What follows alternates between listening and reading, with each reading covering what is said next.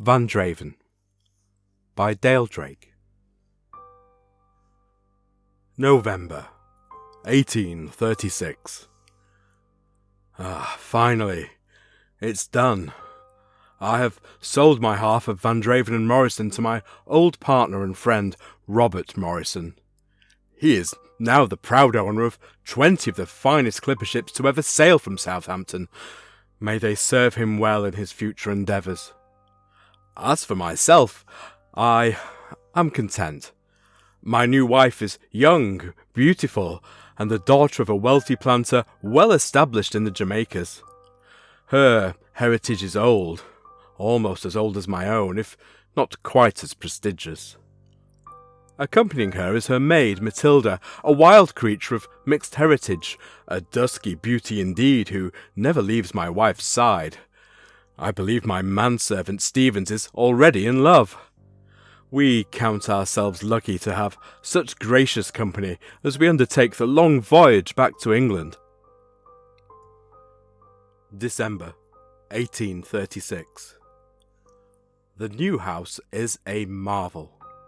Sat atop a rearing cliff, it overlooks the dark waters of the Atlantic in the picturesque village of Mevagissey, which sits nestled on the southern coast of windswept Cornwall.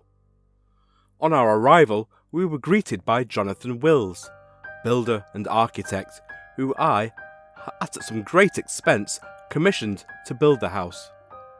After some pleasant trivialities, he took me gently to one side and explained to me some of the extra cost I had incurred during my long absence.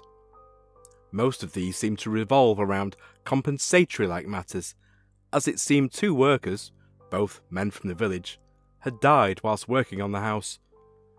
One had died after falling from the scaffolding, and the other crushed to death by falling masonry from faulty rigging. I inquired of Wills how this was any concern of mine. After all, the men had been legally hired and paid an honest day's wage for an honest day's labour.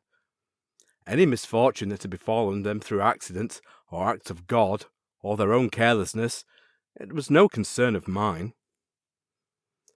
It was at this point that I first learned of the villagers' dislike of not only myself, but also of my new home.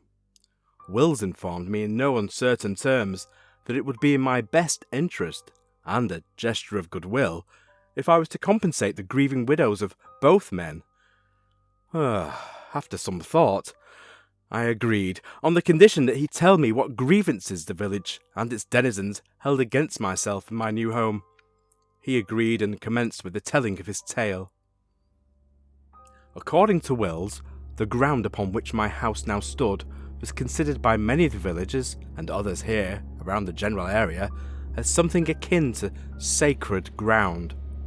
Something to do with an ancient druid grove and a great circle of stone rings, both of which had been uprooted and destroyed to make room for my new home. The great stones themselves smashed and used in the very foundations of the house itself. This and more he told me, until I could contain myself no longer and laughed uproariously in the poor man's face. After some small while, I regained my composure and apologised profusely for my rudeness, all the while explaining that the local fairy tales bothered me not at all, and the opinions of a bunch of superstitious locals, why, they bothered me even less. But still, I had to live in this place and do business with the local shopkeepers and merchants, and so sent Wills on his way with a heavy purse with which to compensate the grieving families of the two men. January 1837. Christmas was something of a muted affair. Many of my old friends and acquaintances are situated in London, and we are quite alone here in our own little corner of the world. My wife does not partake of strong drink, as is becoming of a lady, and was somewhat silent and sullen through the whole affair. As for her maid, Matilda, she would not even acknowledge the sacred holiday at all, and I fear she is no true Christian. I stayed up late that night and drank deeply, lonely in my solitude. I even went so far as to drag my poor manservant Stevens from his warm bed before plying him liberally with generous amounts of my finest brandy. We sat there for some time before a roaring fire, talking over old times while the wind howled and gibbered outside our window. The last thing I heard as I fell asleep was the roar of the ocean. I did not dream. March 1837. It has been 4 months and 3 days since we first moved into the house, and although I have taken my beautiful Elizabeth to bed every night and performed my husbandly duties with a great vim and vigour, there is still no sign of a child. My beloved tells me these things take time, but I find myself growing more sullen, spending more and more time locked in my study and poring over my old ledgers. My wife is strong, young and beautiful, and almost 20 years my junior. I fear our troubles stem from myself, for I have grown old in my many years of business, and now fear I shall never sire an heir to continue the sacred name of Vandraven. Oh, God, save me from such a fate. April 1837. The doctor I sent for arrived only yesterday, and after a lengthy examination of both myself and Elizabeth, and after many searching questions, deemed us both fit and healthy, and can see no reason why children should not be forthcoming in our immediate future. September 1837. The summer was a glorious one, and I had almost forgotten this journal. Our days have been spent frolicking on the local beaches, where we picnicked and swam frequently in the chilly Cornish seas. Our nights spent sipping wine on the veranda, listening to the gentle lapping of the surrounding sea. But for all our happiness and our nightly devotions to one another, still, there is no sign of a child. October 1837. God, forgive me, for I have sinned. I have drank vile potions, and have prayed to dark gods, offering up sacrifice for their favour. It all started with the witch Matilda, who, one evening, long after my wife had retired to bed, approached me where I sat reading by a lamp in my study. She entered silently, and I only noticed her presence when she laid a dusky hand upon my shoulder, causing me to cry out and spill my drink on the book I had been reading. Leaping to my feet, I cursed her roundly. She took a step back before my anger and curtsied, casting her eyes down demurely. Yet still it seemed a small smile played across her shapely lips. I asked, no, demanded, she explained why she was sneaking around the house at this ungodly hour instead of attending her mistress, my good lady wife. She informed me her mistress was abed and sleeping soundly, and it was now me she intended to serve. Baffled, I asked her meaning, but her next question, it caught me off guard. She asked me how badly I wanted a child, and a male one at that, an heir to carry on the Vandraven bloodline. For a moment I was tempted to beat her for her insolence, and even raised my hand to do so. But something in her eyes. It stilled my hand, caused it to drop limply by my side. Anything, I answered. I would do almost anything for a male heir to carry on the Vandraven name. Nodding, she took my hand, and I marvelled at how soft her skin was against my own. She led me from my study through the kitchen and down the darkened cellar below. God, how to describe what waited for me in the deep bowels of my own home? An altar anointed with blood, a sacrifice to some dark and terrible god. Everywhere candles burned, flickering in the eyes of the dead animals that lay all about. Pigeons, doves, cats, even a large black dog lay piled around its base, their blood soaking into the feet of that terrible statue that sat hunched and grotesque, an insult to those of us who dwell in the sane light of day. Its body, while hunched and twisted, resembled that of a man, but that's where anything human in likeness stopped, for its head was that of a great octopus, scaled with huge staring eyes and a mass of withering tentacles that covered the lower half of its face. From its gnarled back sprung stunted wings, and its scaled arms and feet were claw-like and webbed. I turned to run, to flee this abomination, but the witch Matilda, she stood blocking my way. I tried to push past, but she grabbed at my arm and spun me back around to face her, blowing some kind of noxious dust in my face as she did, that instantly caused my head to pound and sent my senses reeling.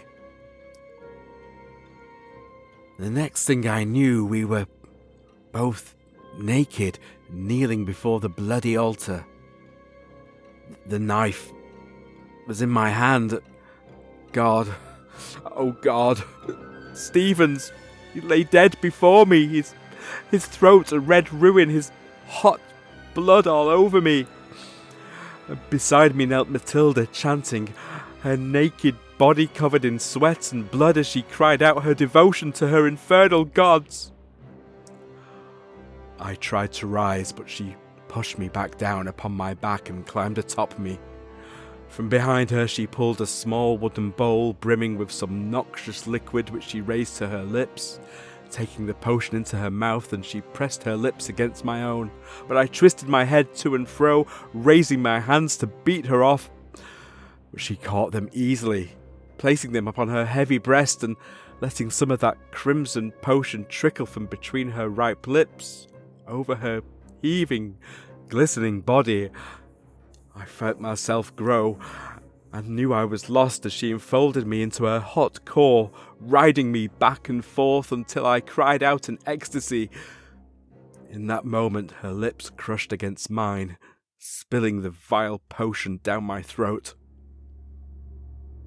The rest of the night was filled with blurred images as we fornicated amongst the dead, like wild animals, biting and tearing at each other, and I, filled with the vigour of youth, spilled my seed into her wanton flesh over and over again until at last I collapsed exhausted, only to awake the very next day battered and bruised in my own bed, so exhausted I was barely able to move.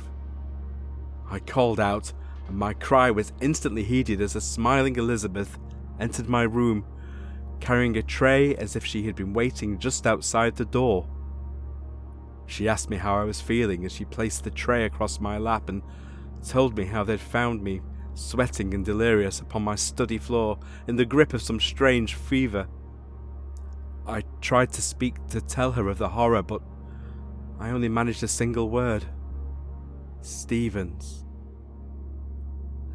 Smiling, she patted my hand, her next words turning my blood cold. Sick, she lied, smiling all the while. Down with the same fever as your own, my love. But don't worry, she said, beginning to spoon-feed me a strange tasting broth. It will all be over soon. November 1837. Days have passed, maybe even weeks. I am a prisoner laying here in this filthy bed, drugged and alone. Only this journal to bear witness to my plight. The witch Matilda came to visit me yesterday, her belly already round and swollen. She took my hand and placed it on her stomach. What a fine son I will have, she grinned. A fine boy who will have a fine name and a fine fortune, a vessel for my master. For now his time has come round once again, and he will walk abroad once more in the land of men, and they will tremble at his coming, for the sleeper has awoken, Lucas Vandraven. She stroked my brow almost affectionately. And he will be one of the father and 2 mothers, as it is written in the dark pages of time. I could do nothing but lay there and listen to her ramblings as she spoon-fed me the intoxicating broth down my throat, her soft chanting lulling me into a drug-fueled sleep. I awoke some time later in the dark. Perhaps only hours had passed, or even days. It's so hard to keep track of time in this place. The last face I remember seeing was that of my once beloved Elizabeth, who sat silently by my side, spooning scalding broth between my lips, seeming to smile at whatever little pain she could cause me. "How glad I will be when you're dead," she said, ramming the spoon down my throat until I started to gag and choke. "All those nights with your shriveled old cock in me, sweating on me, grunting, how I shuddered at your touch, and still you couldn't give me a child. Now Matilda has the honour of bringing our master into the world, but he is strong and will need 2 mothers, and I will feel his sacred touch, feel him growing inside of me, and after, when he is born into this world, I will come for you, Marcus Vandraven." She raised and threw back the soiled covers from my wasted body. She poured the remainder of the scalding broth onto my naked lap and laughed down at me where I withered in agony before mercifully passing out. Later I felt a cold hand pressed against my throat as I swam up through the darkness. "He is still alive," the voice of Matilda chimed. "You gave him too large a dose is all. That and the pain you have inflicted upon him." "Why do we bother?" Elizabeth replied. "Let's just kill him and have done with it." "Be silent, you fool," Matilda snapped. "We still may have need of him. Should the ceremony go wrong, we will have to start the whole process all over again." "Start again?" Elizabeth's voice sounded worried. "As he is now, he can barely move, let alone give you another vessel for the master." Matilda laughed a throaty chuckle. "I have potions that can rouse a dead man's passions. Have no fear of that. If all goes well tomorrow night, we shall have no more use for him. And you can kill him yourself. But until that time, leave him alone. No more of your little games." "You promise?" she asked, their voices moving away. "That I can kill him?" fading now as they closed the door gently behind them. I knew then that I must find a way to stop them, not only for myself, but also to prevent whatever evil they intended to bring into this world. God, I pray, give me strength. This will be my last entry in this journal. I awoke this very night to the roar of thunder and the flash of lightning outside my window. It seemed I had slept the entire day away, uninterrupted, and felt some little the better for it. Faded was the leaden feel in my limbs, and my mind for once felt clear and sharp for the first time in many days. It seemed Elizabeth had heeded the witch Matilda's words and had left me alone, or perhaps they were busy with whatever evil they were planning and forgotten all about me. Either way, my prayers had been answered, and I felt stronger than I had in days, now free from the effects of whatever terrible drug they had been feeding me. Rousing myself, I sat, wincing at the stiffness in my limbs as I slowly rose to my feet, leaning heavily against the bedpost as a wave of dizziness assailed my senses. After some few deep breaths, the room stopped spinning and I was able to gather my senses about me once again. Staggering over to the dresser, I quickly dressed before heading to the door. My hand had just started to turn the handle when the chanting started, and suddenly the air felt charged with electricity, making it hard to breathe, causing my scalp to tighten and the skin of my arms to crawl with great knots of goose flesh. For a moment I considered running, leaving this place of the damned forever, but I could not. Whatever evil was afoot, I had played my part in it. For was it not my very essence that was being used, manipulated to bring something unspeakable into the world? Strengthening my resolve, I took a deep breath and threw open the door, expecting to be greeted by all the denizens of hell. But there was only a darkened corridor, lit by flashes of lightning and that crash of thunder. It seemed to accompany the hellish chanting like some terrible drum. The air, thick and heavy, I continued on down the hall, past the library and the drawing room, until at last I stopped outside my wife's dressing room, and with trembling hands I threw open the door. They were both there, laying upon the floor, facing each other, completely naked, their legs splayed wide open, their ankles entwined.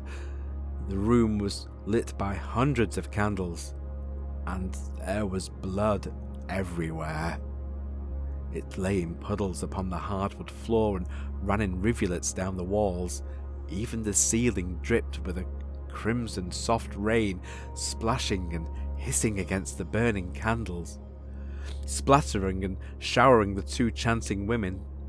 As I watched on in horror, Matilda's ripe stomach started to heave and twist. She had time to let out a single ear-piercing shriek before her stomach suddenly exploded, bathing Elizabeth's lower half in blood and gore as the creature inside her clawed and heaved its way out. I let out a wail of despair as the creature more fully emerged, for I had seen this thing before, carved in stone deep in the bowels of my own home. For this was Matilda's dark god, brought to life by our terrible union. At the sound of my cry, Elizabeth, noticing my presence for the first time, raised her blood-covered face and hissed at me. Her eyes filled with hatred, as if daring me to come closer. Now the creature was free and slowly crawling towards her waiting flesh, a leprous umbilical cord trailing behind it, eager to be in its new host, hidden away from the world, where it would continue to grow and consolidate its power. Quickly I looked for something, anything I could use as a weapon. My eyes fell upon a basket full of knitting. With a cry of triumph, I leapt forward and snatched up 2 slender wooden needles, running across the room. But it was too late. The creature was gone, hidden away, buried deep inside my once beloved Elizabeth. Only the trailing umbilical cord remained. Steeling myself, I made a grab for it, snatching it up, and at once my skin began to burn and blister where the thing twisted and writhed in my hand. With a cry of fear and outrage, I heaved with all my might, aborting the hateful thing back into the world. I did not stop or even think, but thrust the wooden needles down, driving them deep through the creature's strange flesh, pinning it in place. It let out a scream, a screech that only the truly damned could ever muster, shriveling my poor, shrunken soul, reverberating through the halls of my mind. Then it lay still, the glow fading from its glaring eyes once again, cheated, banished back to whatever strange hell it had come from. Now Elizabeth was climbing to her feet. "The master!" she cried. "Oh, Lucas, what have you done to our son?" But I let her say no more. Grabbing her by the hair, I reached down and yanked the needles from the now dead abomination and thrust them upwards under her chin into the soft flesh of her throat. Her eyes widened and she staggered away, gurgling and tugging at them, widening the wound till blood poured like a river down her body, mixing with the already blood-soaked floor, causing her to slip and fall, sending her crashing into the nearby dressmaker's dummy which she clung to, trying to find her balance, but it was too late. Her legs gave way and she dragged the thing down on top of her, pinning her beneath. And as she convulsed and writhed, she reached out towards me, her fingers clutching, pleading, begging. But I turned my face from her. When I looked back, it was finally over. And so it has ended, and only I remain. I have written all through the long night, and at last the sun rises, driving back the darkness, but it can never drive away the darkness within or the stain upon my soul. I shall go to the cliff's edge now. I shall take my only son and heir with me. Together we shall travel through dark waters, and may God have mercy on our souls.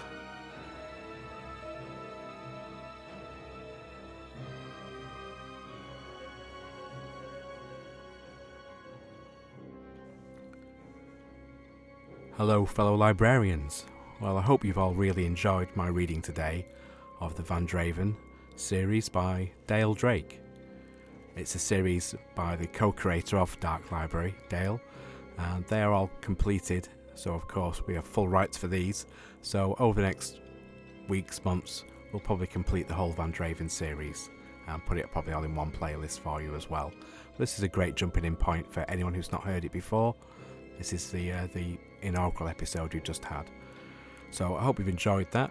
A lot of other great stories coming along very soon. We're hoping to drop 3 a week, so subscribe to the channel if you haven't already. It really helps us out because we are a tiny channel, but we're hoping to grow, and the more growth we get, we're going to throw all that back into better content, better equipment.